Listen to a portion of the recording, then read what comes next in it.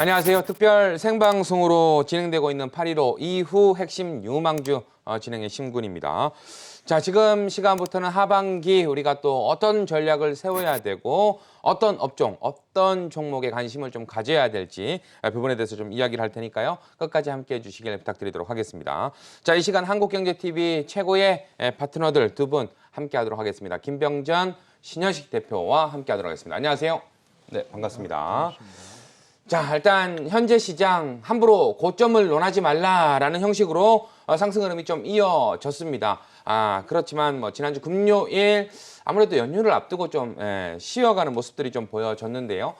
그런 부분 속에서 아무래도 많은 분들이 좀 걱정을 하고 있을 것 같습니다. 앞으로 계속해서 장이 좀 올라갈 것인지 아니면 변동성이 좀 확대되는 시장이 나올 것인지에 대한 부분 이야기를 좀 나눠보도록 할 텐데요. 먼저 김병전 대표님이 봤을 때 지난주 금요일 날 좀 놀라신 분들이 있을 거예요. 물론 일단 뭐 뉴스에서는 차익 실현이다 뭐 이렇게 이야기가 나왔지만 그 부분에 좀 관심을 가지신 분들은 깜짝 놀라셨을 것 같다라는 생각도 드는데 어떻게 좀 보셨어요? 저는 사실 뭐 이제 깜짝 놀라지는 않았고 이제 당연한 이제 결과다 이제 이렇게 이제 보시면 되고 사실 이제 기술적으로 보면 이제 그 미국 증시도 마찬가지고 국내 증시도 마찬가지예요. 제가 이제 잘 보는 이제 지표가 있거든. RSI 지표라고. 네네. 그거 보시면 이제 특히 이제 일봉, 주봉 다 이제 가열권인데 최근에 우리나라 이제 주식 시장이 이제 미국 시장하고 이제 이 디커플링이 아니고 이제 커플링 되는 연동돼서 그렇죠. 네. 연동돼서 움직이는 이제 그런 모습을 보여주고 있거든요. 자, 그런 관점에서 보면 앞으로 좀 추가적인 좀 하락세가 좀 지속되지 않겠냐 이렇게 보고 있는데 첫째 제가 미국 증시가 이제 조정을 받을 것이라고 이제 예측되는 부분이 이제 첫 번째로 본다면은 신규 부양책이 지금 지연되고 있지 않습니까? 네. 사실 이제 공화당하고 민주당 귀향책 규모 등을 이제 두고 이제 서로 이제 갈등과 대립하면서 그것을 아직도 마무리 짓지 못하는 그런 모습을 보여주고 있고 사실 이게 신규 부양책이 진행이 된다 하더라도 통과한다 하더라도 이미 주가에 어느 정도 선반영이 된 것이 아니냐 이렇게 보고 있습니다. 특히 이제 2분기 실적이 거의 끝나는 시점 아닙니까? 네. 2분기 실적이 남은 거라면 뭐 홈디포라든지 유통업체 몇몇 업체가 이제 다음 주 이제 끝이 나면 2분기 이제 실적이 끝나거든요. 그러면 다른 뭐 이벤트를 할까요? 이벤트 이슈 이제 더 이상 이제 진행될 것도 없다고 보여지고 있고, 그다음에 시장의 눈은 또 어디 있는가 하면 연준리에서 이제 의사록이 향후 이제 통화 정책을 이제 어떻게 진행을 할 거냐 그게 관건이거든요. 그게 이제 포커스. 자, 예를 들어서 뭐 금리 기조를 뭐 지금대로 계속 유지를 할 거냐, 뭐 인하를 할 거냐, 뭐 올릴 거냐. 근데 제가 봤을 때는 뭐 금리는 뭐 내릴 것지도 않고 올릴 것지도 않고 뭐 지금 수준대로 뭐 그대로 이제 거의 제로 금리 이 수준으로 가지 않을까 이렇게 보고 있고요. 두 번째는 미국하고 중국하고 지금 열심히 싸우고 있지 않습니까?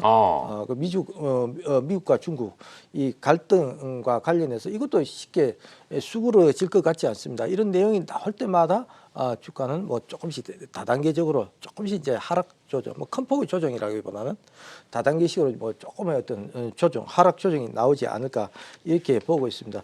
자, 결론적으로 말씀을 드린다면 신규 부양책이 아주 급하게 빠르게 진행될 가능성이 매우 적기 때문에 우리가 조정을 우리가 생각할 수밖에 없다 이렇게 보시면 되겠고, 조금 전에 말씀드렸다시피 월마트라든지 홈디포죠. 그 주요 유통 기업을 이제 끝으로 해가지고 2분기 실적이 끝나면 더 이상 모멘텀이 없기 때문에 조정을 좀 준비를 하시는 게 좋을 것 같다 이렇게 보시면 되겠고요. 국내 증시하고 관련해가지고는 자, 국내 증시가 지금 한 450포인트 가까이 갔다 왔죠, 그죠? 지금 이제 뭐 정확하게 2,402포인트 같은데. 좀 전에도 제가 말씀드렸습니다만 지표상으로 봤을 때는 일봉이나 주봉으로 보면 상당히 가열권이거든요. 사실 주봉까지 가열이 나오는 경우는 좀 드문 케이스예요. 월봉도 보시면 만만치 않습니다. 월봉도 RSI 지표, RSI 지표로 보시면은 한 60 가까이 되거든요. 그 가열권은 아니라도 이제 가열권 영역에 일단 진입했다 이렇게 이제 보시면 되겠고, 이러한 현상은 이제 코스피나 코스닥은 다 마찬가지다. 그래서 조금 이제 조정을 대비를 해서 이미 조정을 이제 받고는 있지만 네네. 그 현금 확보가 좀 중요하지 않겠냐. 거기에다가 외국인 매수세를 보시면 최근 일주일 동안만 보더라도 이제 외국인 매수세가 좀 이 뭐랄까 적극적인 매수세가 순매수세가 들어와야 되는데 네. 오히려 지난주에도 보면 1조 가까이 팔았더라고요.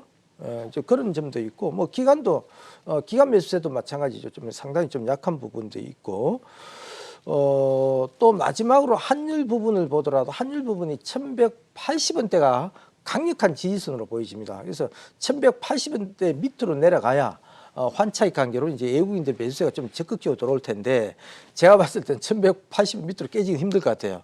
오를 가능성이 많거든요. 그래서 1200 한 고점을 한 단기 고점을 1200 한 10원이나 20원 정도까지는 올라간다고 보거든요. 그래서 당분간 환율이 올라간다고 가정을 해봤을 때 주가의 조정은 피할 수 없을 것이다 이렇게 보고 있고요.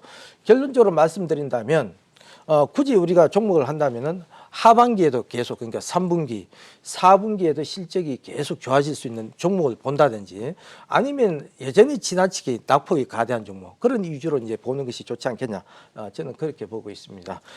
네. 자, 뭐 전반적으로 시장 흐름을 좀 다 훑어 주셨는데요. 뭐 추가 질문은 조금 이따가 좀 하기로 하고, 자 일단 신현식 우리 파트너가 좀 지켜보는 8.15 이후의 변동성 시장에 대해서는 어떻게 좀 보고 계세요? 네, 첫 번째로는 이제 코스피나 코스닥이 이제 뭐 디커플링이에요. 지금 현재는 코스피 시장이 좀 강세 흐름이 그렇죠. 나타나는데 커플링이 좀 될 수밖에 없고요. 그 다음에 두 번째로는 지금 사실 이제 코스닥이 코스피에 비해서 상대적으로 많이 올라갔다가 조정이 나오는데 코스닥 시장을 쫓아갈 가능성이 상당히 높다. 그래서 단기적인 차익 실현 매물 출회에 따른 조정이 추가적으로 들어올 가능성이 상당히 높지 않을까라고 좀 말씀드리고요. 우리가 그래서 일단은 이제 대부분의 투자자들이 이제 코스닥보다는 이제 코스닥 많이 올라와서 조정이 좀 들어왔기 때문에 상대적으로 좀 덜 밀렸던 코스피 쪽으로 매매 동향을 이제 그쪽으로 하시는데 저는 이제 뭐 그런 매매 전략도 좀 좋은데 코스닥이 그러니까 대장주의 역할을 하면서 좀 먼저 조정이 나왔기 때문에 코스피 시장도 같이 조정이 나올 수 있다. 뭐 이렇게 보시면 될 것 같고요. 저는 이제 차익 실현 물량이 나왔던 부분은 이제 최근에 이제 금리 부분이 상당히 이제 하락을 하면서 외국인들이 환율입니다. 이제 저는 이제 1,200원대 환율 좀 밑으로 내려오게 되면 외국인들 같은 경우에는 이 환차익에 대한 부분, 그래서 신흥국을 중심으로 해서 주식 투자에 적극적으로 좀 나설 가능성이 상당히 높는데도 불구하고 외국인 매도가 나왔다는 점. 네, 이게 시장에서의 단기적인 악재다. 그러면 이제 추가적으로 외국인 매매 동향이 향후에 이제 더 들어올 거냐, 뭐 매도할 거냐, 뭐 이런 부분을 좀 확인을 하시는 게 상당히 좀 중요할 것 같고요. 그 다음에 이제 코로나19가 확산이 되면서 국내에서는 이제 전망이 단기적으로 이제 주말에 코로나19 환자가 상당히 늘어나면서 단기적으로 코로나 관련 수혜주들이 좀 수혜를 받을 가능성이 상당히 높지 않을까라고 좀 보여지고요. 하반기에는 이제 관심 있게 보셔야 될 거는 이미 언택트 관련주는 상당히 많이 올라갔습니다. 그래서 뭐 철강이라든가 조선업종, 뭐 이 실적 부분이 2분기에 바닥을 찍고 3분기에 올라가는 뭐 이런 섹터들 위주로 관심 있게 좀 보시는 전략이 좀 중요할 것으로 보여지고요. 그 다음에 이제 시진핑 국가주석이 11월 안에 방한한다라고 했기 때문에 한한령 관련 수혜주에서 상대적으로 못 올라간 주식을 관심 있게 보시는 게 좋을 것으로 보여집니다. 네, 알겠습니다. 자, 일단 뭐 조금만 더 들어보도록 하겠습니다. 일단 지금 현재 상황에서 방금 전에도 잠깐 얘기를 해주셨지만 일단 코로나19 재확산 요 이야기도 좀 나오면서 국내 시장이 어떻게 좀 움직일 것인가 그 관련돼서 뭐 여러 가지 테마들이 좀 있지만 단기적으로 좀 더 볼 수 있는지 아니면 요걸 좀 더 길게 볼 수 있는지에 대한 부분 어떻게 좀 보고 계세요, 김병현 대표님은? 사실 이제 코로나 확산세는 사실 이제 그 세계 각국의 이제 증가, 확진자 수 증가에도 불구하고 그동안은 우리나라가 굉장히 양호한 그 확진자 수가 그 진정되는 그런 이제 모습을 이제 보여줬거든요. 네네. 그러나 이제 최근 3일간 이제 확진자 수가 급격히 늘어나는 모습을 보여주고 있죠. 제가 현재 통계로 보면 지난 그 3월 이후에 확진자 수가 최대한 이제 많이 나왔다. 약 한 250명 이상 나왔다. 그래서 지금 정부에서도 지금 경계 발령 이제 2단계 수준으로 들어갔지 않습니까? 네. 각종 모임이라든지 뭐 교회, 뭐 단체 이런 걸 좀 자제하자. 예. 방역을 좀 강화하고 저 가급적이면 뭐 온라인 뭐 예배를 한다든지 그다음에 학교도 마찬가지죠. 학교도 이제 뭐 한 3분의 1 정도 등원하고 나머지 3분의 2는 온라인 수업을 한다 뭐 이런 얘기도 있었습니다만은 사실 이제 그러한 부분은 코로나가 지금 3월 달 이후에 진행이 되면서 벌써 5개월이 흘렀지 않습니까? 네. 그간 이제 제약 바이오 이제 그 호 재료를 가지고 상당 부분 이제 많이 올랐거든요. 뭐 대표적인 우리 종목이 잘 아시다시피 뭐 우리 시청자 여러분들이 관심을 갖고 있는 시젠, 뭐 시젠이 30만 원을 돌파하는 등, 뭐 바닥권에서 따지자면 한 30배 정도 올랐지 않습니까? 그렇죠. 거기서 좀 더 올라간다는 건 좀 또 무리수가 있고 다른 기타 바이오 제약들도 상당 부분 바닥권에서 올랐기 때문에 제가 봤을 때는 그러한 재료를 가지고 더 추가적인 상승세, 제가 추가적인 상승세라는 것은 강력한 상승세를 말씀드리는 거예요. 어느 부분 바닥권에서 제약 바이오들이 많이 올랐기 때문에 일부 반등 여부, 어떤 심리적인 요인에 의해서 반등 여부는 있을 수는 있겠지만 뭐 다시 한번 또 본격적인 랠리를 펼친다거나 뭐 그런 관점은 보지 않는 것이 좋지 않을까 이렇게 보고 있습니다. 네, 알겠습니다. 자, 신현식 대표님께는 우리가 하반기에 또 주목해봐야 될 뭐 이슈들이 또 다분히 있는데 어떤 이슈 좀 주목하면 좋을까요? 네, 업종별로 좀 말씀드리면 일단 이제 5G 쪽, 5G 좀 이슈가 좀 있고요. 이제 미국의 주파수 경쟁에 따른 부분, 그 다음에 스마트폰 5G 수요 교체에 따른 이슈가 좀 있다라고 좀 말씀을 드리고요. 이건 이제 하반기 이슈입니다. 그리고 이제 저는 이제 그 뭐 다음 주 정도에는 이제 코로나가 이제 우리나라가 엄청나게 지금 이제 재확산이 이제 대유행으로 갈 거냐 안 갈 거냐에 따라서 하반기 이슈도 좀 약간 변경이 될 수 있다라고 좀 보여져요. 만약에 여기서 방역을 잘한다라고 하면 뭐 이 상태로 뭐 유지가 되겠지만 이게 만약에 코로나가 재확산이 대유행이 크게 된다라고 하면 다시 언택트 관련 섹터들이 좀 주목을 받을 가능성이 상당히 높다라고 좀 보여지기 때문에 하반기의 이슈는 다음 주 앞으로 2주 동안에 코로나가 재확산이 될지 아니면 어느 정도 컨트롤이 될지 뭐 이런 걸 보시면 될 것 같고요. 그래서 금요일날 시장에서 이제 사회적 2단계가 들어가면서 그 온라인 교육주가 상승했습니다. 그 이유는 사회적 2단계에서는 병행 수업과 원격 수업을 병행하는 겁니다. 그러니까 이게 이제 코로나가 늘어나면서 온라인 교육주가 다시 한번 좀 움직였고요. 그래서 다음 주, 요번 주 시장 주초에는 이제 코로나 관련 그 주들, 뭐 온라인 교육주, 그다음에 치료제, 진단키트는 이제 좀 많이 빠졌기 때문에 이런 것들이 좀 기술적 반등이 좀 나올 수 있다. 그리고 대유행이 되면 다시 한번 언택트에 관심을 갖자. 이렇게 말씀드리겠습니다. 네, 이렇게 해서 두 분의 시장 전망 좀 이야기를 들어봤고요. 자, 계속해서 아무래도 지금 현재 시장에서 순환매가 상당히 빠르게 돌아가고 있는 모습입니다. 잠시라도 엇박자를 타게 되면 상당히 힘든 투자 구간이 좀 될 수 있기 때문에 우리가 하반기에 또 지켜봐야 될, 주목해야 될 업종에 대해서 먼저 이야기를 좀 나눠보도록 하겠습니다. 자, 먼저 우리 김병전 파트너님께서 우리 하반기에 어떤 업종에 관심을 좀 가지면 좋을지 먼저 코스피 업종 중에서 좀 알려주시면 감사할 것 같아요. 네. 저는 이제 조금 전에 우리 신영식 대표께서 이제 말씀을 하셨어요. 아무래도 이제 그 코로나 이제 확산 여부에 따라서 그래서 대확산이 되면 아무래도 이제 언택트 관련주가 좀 상승하지 않겠냐 그런 말씀을 저도 이제 동의는 합니다. 다만 그것도 이제 종목별 이제 차별화가 좀 되지 않을까 이렇게 이제 보고 있는데 언택트 관련주 중에서는 우리가 생각을 해봤을 때 무조건 이제 뭐 제약 바이오 뭐 그다음 뭐 플랫폼, 뭐 모바일 결제 뭐 이런 것이 아니고 2분기 이미 실적은 이제 발표가 됐지 않습니까? 그래서 3분기, 4분기에도 실적 호전세. 시젠이 보신 거 그만큼 우리가 30배가 올랐다는 거는 그만큼 실적이 좋아졌다는 거 아니에요? 전년 동기 대비해서 한 뭐 영업이익이 3,000% 정도 실적이 성장했지 않습니까? 네네. 그러다 보니까 올라가지 않습니까? 자, 그렇다면 자, 우리가 시젠을 딱 두고 보면 자, 그러면 3분기, 4분기에도 계속적으로 이제 그 실적이 늘어날 거냐 이런 것들이 중요하다는 얘기예요. 그래서 그런 종목들이 어떤 종목들이 있을까? 그건 뭐 조금 이따 좀 말씀드리겠습니다만은 하반기에는 실적과 관련된 업종을 이제 보시는 게 언택트 관련 주식 중에서 보시더라도 저는 네. 언택트가 맞다고 봐요. 그래서 언택트 결론적으로 언택트가 맞다고 보는데 하반기에도 계속적으로 실적 장세가 이어질 수 있는 종목 아니면은 두 번째는 뭔가 하면 지금 컨택트 때문에 코로나 때문에 이제 실적이 굉장히 저조한 종목에서 여전히 이제 낙폭이 가대해 있지만 실적이 어느 정도 좋아질 것이다.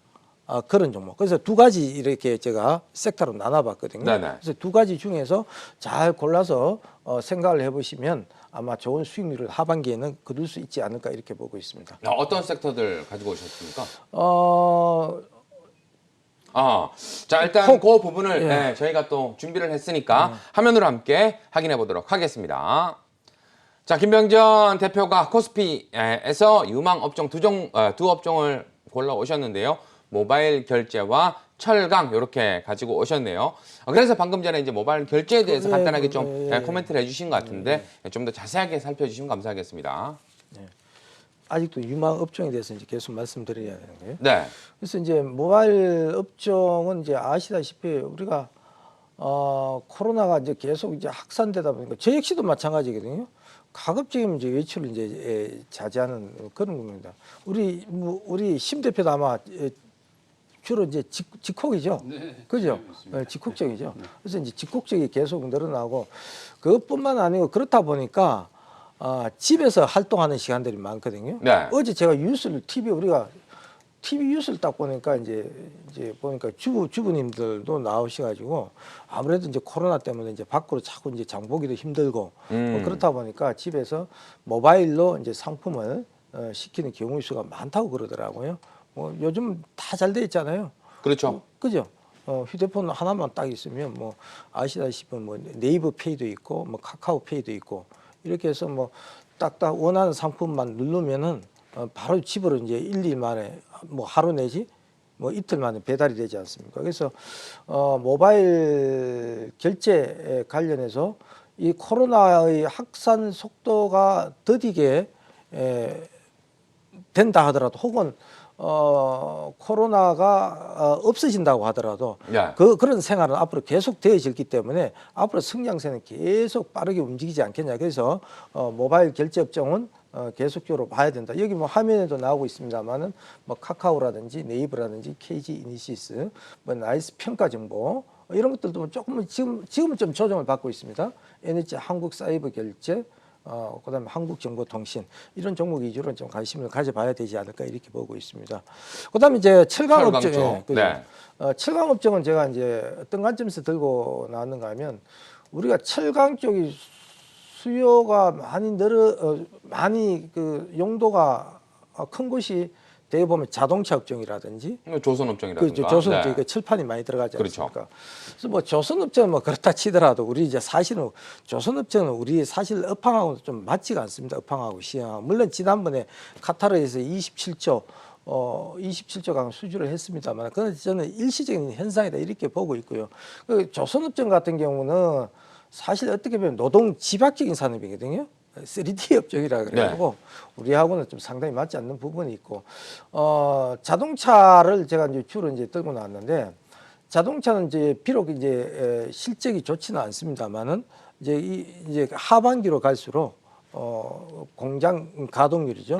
뭐 한국뿐만 아니고 우리나라뿐만 아니고 중국이라든지 일본, 미국 가동률이 점차적으로 이제 정상화되고 있다는 점을 감안한다면은 이 포스코가 비록 이번 2분기 철강 업종이 대다수가 좀 실적이 안 좋습니다만은 2분기 이후 하반기부터는 뭐 실적이 조금씩 좋아지지 않을까 그렇게 보고 있습니다. 네, 알겠습니다.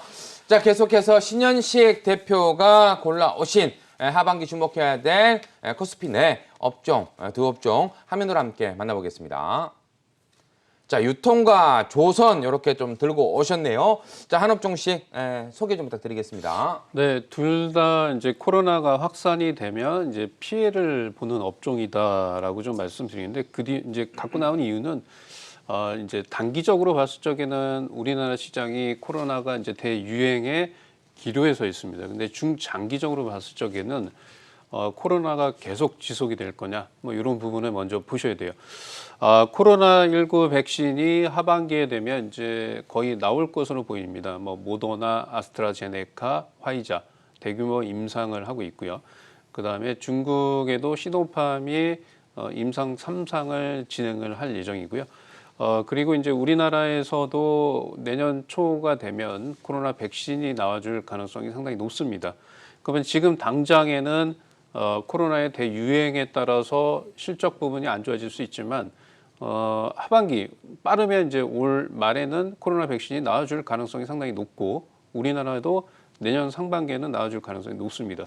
그런 관점에서 봤을 적에는 이 대면 관련주 섹터들이 뭐 2분기, 3분기에는 실적이 좋지 않지만 하반기에 실적과 그다음에 코로나 백신에 대한 기대감에 의해서 주가가 상승할 가능성이 좀 높다. 뭐 이런 관점에서 유통주를 좀 갖고 나왔고요. 이제 유통 섹터에서도 이제 2분기에 실적이 바닥을 찍고 3분기부터 혹은 4분기 이후에 실적 부분이 개선되는 섹터들. 그러니까 유통주에서도 이제 여러 가지가 있죠. 뭐 온라인 쪽을 중심으로 뭐 매출 비중이 큰 회사라든가 향후에 이제 백신이 나와줄 경우에는 대면 서비스가 강화되면서 실적 부분이 좋아지고 3분기의 실적이 2분기, 3분기가 좋지 않지만 현금성 자산이 많으면서 버텨줄 수 있는 그런 유통 섹터들에 좀 관심을 갖는 게 좀 좋을 것으로 보여지고요. 그 다음에는 이제 조선 업종입니다. 조선 업종은 지금 보시게 되면 조선 업종도 지금 이제 상당히 좀 못 올라오긴 했습니다. 근데 이제 한 가지 이슈가 있습니다. LNG선은 이제 최근에 수주에 대한 모멘텀이 좀 나타나고 있고요. 그다음에 전 세계 1위, 그러니까 시장 규모는 좀 작아졌긴 하지만 우리나라의 조선 업종이 세계 수주 1위를 기록을 하고 있다는 점. 그다음에 이제 환율입니다. 환율. 네. 원화가 이제 대표적으로 봤을 적에는 이제 원화 강세가 좀 지속이 되게 되면 선박의 수요가 좀 증가되는 현상들이 상당히 좀 많이 되고 있는데 달러가 약세가 되고 원화가 강세가 되면 보통 이 이전에 선박에 대한 발주가 뭐 증가가 되고 있다는 점 이런 부분을 봤을 적에도 조선업종 같은 경우에도 늦어도 4분기 이후에는 실적 부분이 개선될 수 있기 때문에 지금 사람들이 이제 뭐 쳐다보지 않을 때 그리고 코로나 백신이 내년에 혹은 올 말에 확실하게 나와준다라고 했을 적에 이런 섹터들은 상당히 저평가돼 있다. 뭐 이렇게 좀 보고 있기 때문에 관심 있게 보시는 전략을 말씀을 드리겠습니다. 네, 이렇게 해서 코스피 내 업종들 확인을 해봤고요. 계속해서 코스닥 내에서 또 관심 유망 업종도 한번 들어보도록 하겠습니다. 먼저 김병전 파트너의 코스닥 업종 화면으로 함께 만나보겠습니다.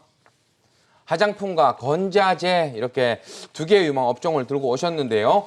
설명 좀 부탁드리겠습니다. 뭐 화장품은 이제 한마디로 이제 말씀드리면 이제 낙폭과대요.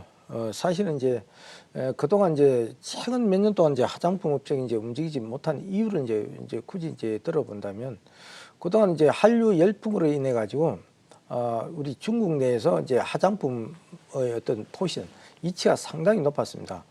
그러나 이제 이 한류 한류 열풍이 어느 정도 중국 내에서도 식으면서 일본 내 화장품 이제 고가 일본 이제 쉽게 말씀드리면 중국 소비자들도 꽤 눈이 높아졌다는 얘기죠.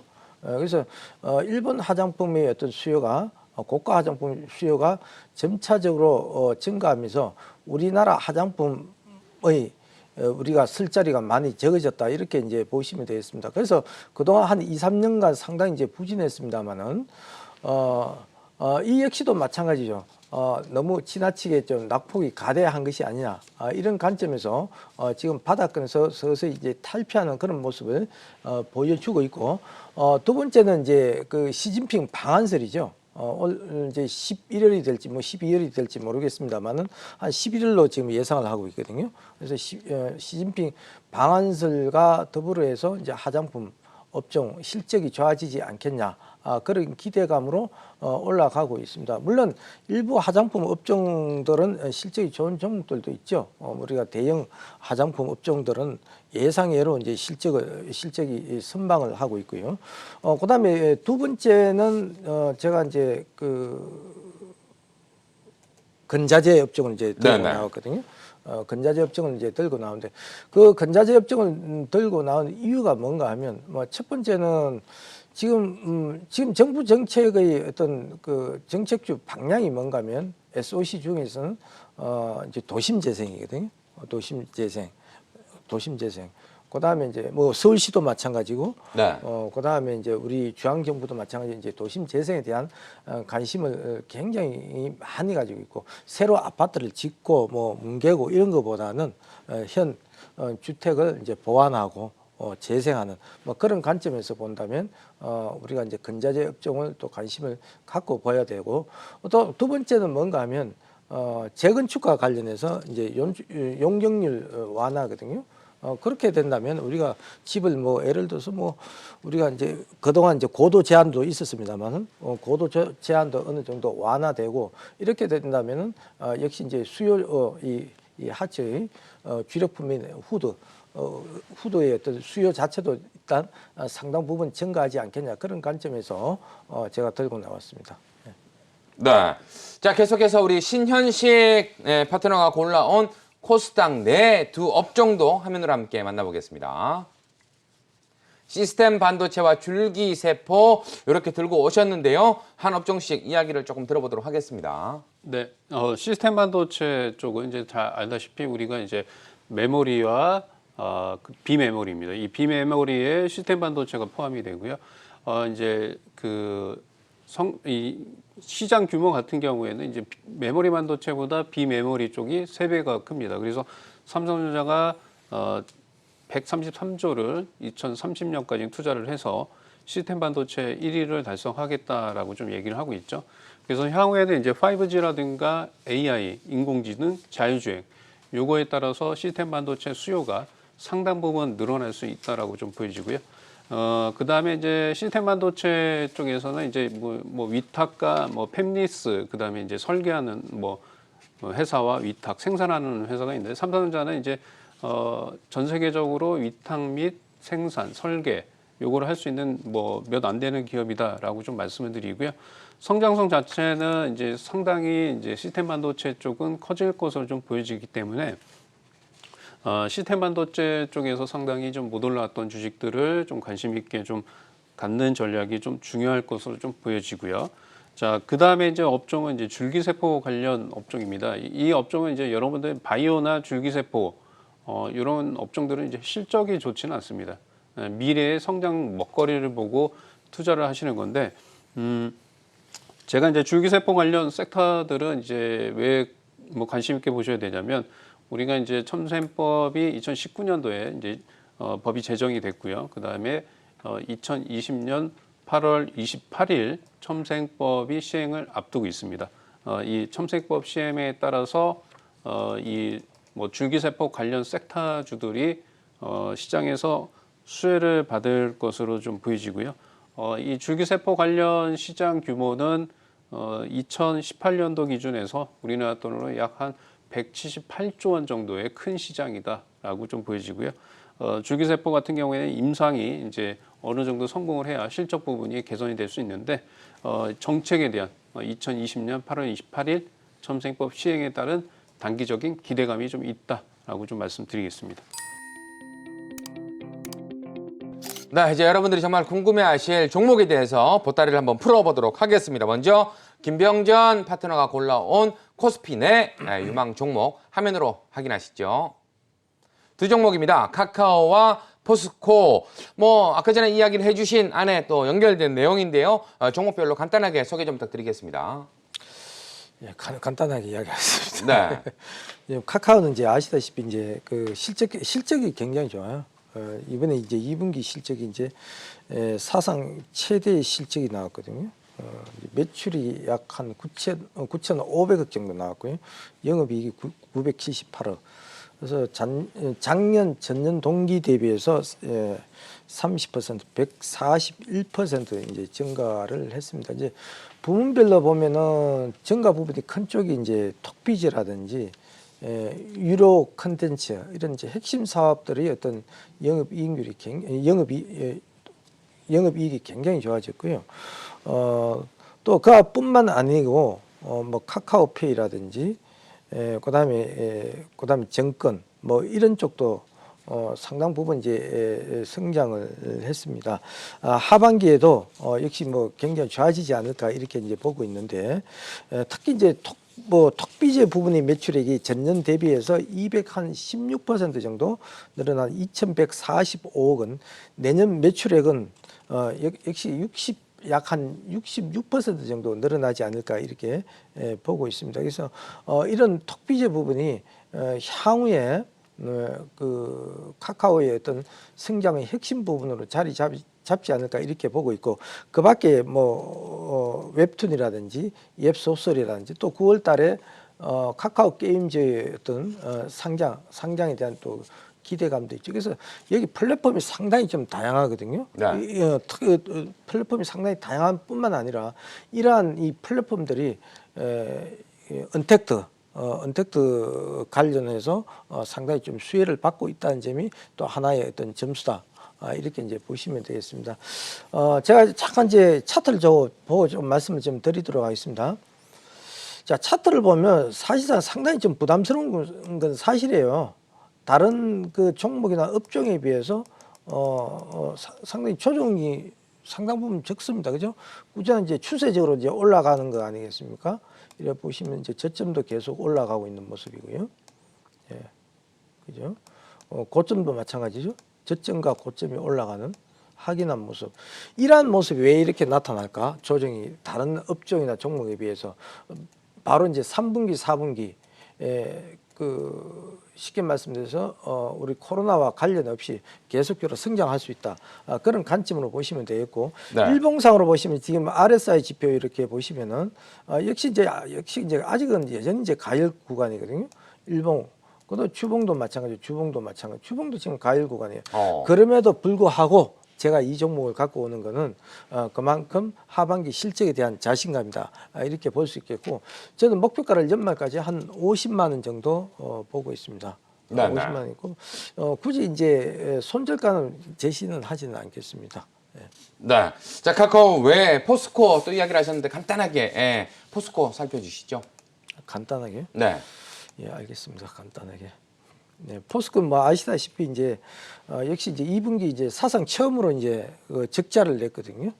적자를 냈는데, 사실 이 포스코를 보시면은 우리가 거래소하고 우리가 한번 지수하고 비교를 해볼게요. 이제 거래소 지수하고 이렇게 비교를 해보면, 거래소 지수가 지난번 2018년 1월이 최고점일 때가 2,500포인트거든요. 2,500인데 거래소 지수는 보시면은 거의 지금 지난 1월 고점까지 거의 왔죠. 왔는데 포스코 이 종목을 보시면은 포스코 종목을 한번 보도록 하겠습니다. 종목을 보시면은 지난 역시 이제 1월, 2월 달 보시면은 이제 고점 아닙니까? 고점인데, 거래소 업종으로 보면 이 종목 지금 21만 원대 아닙니까? 업종으로 단순히 우리가 비교를 한다면은 우리가 실적을 떠나서 사실 적어도 한 30만 원대는 있어야 되거든요. 네네. 그래서 아직도 여전히 이제 낙폭 가득하다는 얘기죠. 그래서 이제 그동안 이제 자동차 업황이 상당히 좀 부진했거든요. 부진했지만 조금 전에 제가 업황 할 때 이제 자동차 이제 업황에 대해서 말씀을 드렸습니다만은 하반기로 갈수록 공장 가동률, 한국뿐만 아니고 미국이라든지 북미라든지 유럽 이런 쪽의 공장 가동률이 점차적으로 개선되면서 실적이 좋아지지 않을까. 그래서 실적도 좋아지면서 낙폭 가대에 의한 반등은 좀 남은 것이 아니냐. 그래서 이러한 관점에서 제가 이 종목을 들고 왔는데, 지금 현재 주가가 21만 때인데 연말까지 한 30만 원까지는 뭐 무리 없지 않을까 이렇게 보고 있습니다. 네, 알겠습니다. 자, 계속해서 신현식 파트너의 코스피넷 두 종목도 화면으로 확인하시죠. 신세계와 대우조선해양을 들고 오셨네요. 한 종목씩 소개 부탁드립니다. 네, 신세계가 이제 매출이 2분기 매출이 한 1조 144억 정도가 나왔고요. 전년 동기 대비 32.6%가 좀 감소가 됐고요. 영업이익은 적자 전환됐습니다. 마이너스 431억 정도. 근데 이제 이 내용들을 자세하게 보게 되면 실질적으로 이제 백화점 쪽에서 네, 명품이나 가전 쪽 부분은 상당히 양호한 흐름이 좀 나타났다라고 좀 말씀드리고요. 그 다음에 시내 면세점 쪽에서도 소폭의 흑자가 좀 전환이 됐습니다. 그래서 신세계 같은 경우도 이제 코로나19가 장기화가 되면서 면세점 임대 감면 혜택이 시행이 되고 있다라고 좀 말씀을 드리고요. 향후에는 뭐 말씀드렸다시피 코로나 백신은 일단은 이제 뭐 연말이나 내년 초에는 나올 수 있기 때문에 이제 신세계 같은 경우에도 코로나가 이렇게 나온데도 불구하고 실적은 적자가 났지만 향후에 백화점 부분에서 상당히 좋아질 가능성이 좀 있다라고 좀 말씀을 드리고요.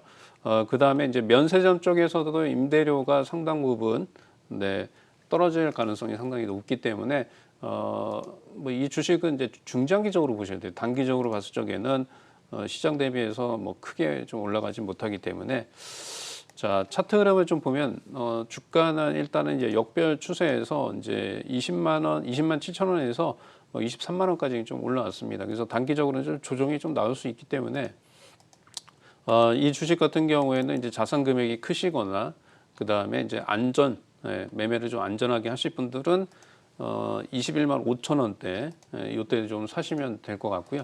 그 다음에 이제 장기적으로 한 6개월 이상 연말까지 좀 길게 끌고 가는 전략을 말씀을 드리고요. 목표 주가는 한 26만 원, 손절가는 한 20만 원으로 설정하시는 전략을 좀 말씀을 좀 드리겠습니다. 네, 두 번째 종목이 대우조선해양이죠. 네. 조선주 같은 경우에는 이제 말씀드렸다시피 뭐 실질적으로 실적 부분을 보시게 되면요, 우리가 코로나19 때문에 그 직격탄을 했던 업종들은 실적이 적자 전환이 됐잖아요. 뭐 신세계 같은 경우도 적자가 냈는데 대우조선해양은 이제 실적은 적자가 나지 않습니다. 이제 흑자는 아니고 플러스를 지속적으로 유지를 하고 있다라고 좀 말씀을 드리고요. 그 다음에 이제 뭐 역사상으로 말씀드렸다시피 원화가 강세가 되면 수주에 대한 그 모멘텀이 상당히 있다라고 좀 말씀드리고요. 장기적으로 봤을 적에는 원화 강세가 지속될 수 있기 때문에 수주 모멘텀이 상당히 있다라고 좀 말씀드리고요. 최근에 이제 5월달에 주가가 이제 엄청나게 좀 많이 올라갔던 거는 이제 카타르에 대한 수주 모멘텀 때문에 상승을 했는데 이제 주말에 이제 또 한 가지 호재가 좀 나왔죠. 이게 좀 상당히 큰 호재입니다. 10조 원 규모의 K 항모와 핵 잠수함 사업을 하겠다. 그래서 현대중공업과 대우조선해양이 2파전이다라고 좀 얘기가 나오고 있습니다. 그래서 만약에 이제 이걸 수주가 되면 당연히 실적 부분은 개선이 될 수 있기 때문에 뭐 그런 관점에서 보시면 될 것 같고요. 이 조선업종 같은 경우에도 이제 대우조선해양 차트를 잠깐 보시면요. 네. 목표가는 저는 뭐 지금 관점에서는 뭐 들어가도 뭐 3만 원까지는 충분히 올라가지 않을까라고 좀 말씀드리고요. 손절 라인은 2만 3천 원 정도 이렇게 보시는 전략을 말씀드리겠습니다. 네, 이렇게 해서 코스피 내 유망 종목 살펴봤고요. 자, 이어서 코스닥 내 유망 종목도 살펴봐야 되겠죠. 먼저 김병전 대표의 유망 종목 확인하시죠. 코리아나와 하츠 들고 오셨네요. 한 종목씩 부탁드리겠습니다. 소개. 예, 코리아 뭐 짧게 보도록 하겠습니다. 네. 코리아는 이제 보시면 펀더멘탈 먼저 한번 보도록 하겠습니다. 사실 계속적으로 이제 흑자 진행을 해오다가 이제 역시 이제 뭐 코로나 뿐만 아니고요. 중국 내에서 이제 판매가 부진함에 따라서 이렇게 이제 1분기 때 적자 전환을 했습니다. 그러나 이번에 이제 이 탈모 치료 성분이 이제 발견됐다는 그런 연구 성과도 있고요. 좀 전에도 말씀드렸습니다만 시진핑 방한설 거기에 대한 기대감, 주가 또 보시면은 지금 바닥권이죠. 바닥권이고 보시면은 바닥권에서 최근에 보시면 이런 거래량이 급증하는 그런 모습을 보여주고 있지 않습니까? 그래서 이 현재 주가 5,720원은 현재의 저평가되어 있다 이렇게 이제 보시면 되겠고, 그다음에 이제 두 번째 종목은 이제 하츠 한번 보도록 하겠습니다. 네. 자, 하츠는 실적이 굉장히 좋습니다. 이게 실적이요. 무려 이제 전년 동기 대비해서 한 156% 증가를 했습니다. 영업이익이. 자, 그래서 앞으로도 이제 도심 재생과 관련해서 또 재건축과 관련해서 실적이 계속적으로 증가되지 않을까 이렇게 보고 있는데, 지금 주가는 너무나도 저평가되어 있다. 6,400원. 네. 그래서 장기적으로 본다면 제가 봤을 때는 10,000원까지는 충분히 상승하지 않을까 이렇게 보고 있습니다. 네, 알겠습니다. 자, 두 분이 방송 끝나고 나서 또 공개 방송을 준비하고 있으니까 그 부분에서 좀 더 자세하게 듣도록 하고요. 자, 계속해서 신현식 파트너의 코스닥 내 유망 종목도 확인하시겠습니다. 차 바이오텍과 테스나 이렇게 들고 오셨네요. 소개 부탁드리겠습니다. 네, 좀 짧게 좀 말씀드리겠습니다. 테슬라는 이제 1분기 실적이 좀 좋고요. 2분기에는 이제 매출이 바닥을 찍고 더 좋아질 가능성이 상당히 높다라고 좀 말씀드리고요. 뭐 회사 같은 경우에는 뭐 소니 협력업체가 동종 밸류 체인에서는 이제 소니, 삼성전자, 그다음에 DB하이텍 뭐 이런 애들이 그 영업이익이 사상 최고치가 좀 발생이 되기 때문에 2분기 이후에 실적 부분이 상당히 좋아질 수 있고, 특히 이제 카메라 이미지 센서의 공급 부족의 형상에 따라서 좋아질 가능성이 상당히 높다라고 좀 보이고요. 자, 차트 한번 좀 보겠습니다. 지금 이제 79,000원까지 내려왔는데 이 주가는 일단은 제가 봤을 적에는 이제 7만 원 선, 7만 원 선까지 내려오게 되면 좀 적극적으로 좀 공략이 가능하지 않을까라고 좀 말씀드리고요. 단기적으로 이제 고점인 9만 원대까지, 그래서 7만 원 이하에서 매수하시고 목표가 9만 원, 그다음에 손절 라인 6만 5천 원까지 좀 보시는 전략이 좀 좋을 것 같고요. 두 번째로는 이제 차바이오텍입니다. 차바이오텍은 지금 구간대에서는 매수가 가능하다라고 좀 말씀드리고요. 그다음에 이제 줄기세포 관련해서는 이제 말씀드렸다시피 시장성이 이제 178조 원 정도 되고, 가장 중요한 핵심은 8월 28일 날 첨생법이 시행이 되면서 차바이오텍, 메디포스트 뭐 이런 주식들이 관심인데, 최근의 흐름은 차바이오텍이 좀 강하기 때문에 지금 구간대에서는 공략이 가능하고요. 목표 손절 라인 2만 원, 그다음에 목표가는 2만 5천 원까지 뭐 이렇게 보시는 전략을 말씀을 드리겠습니다.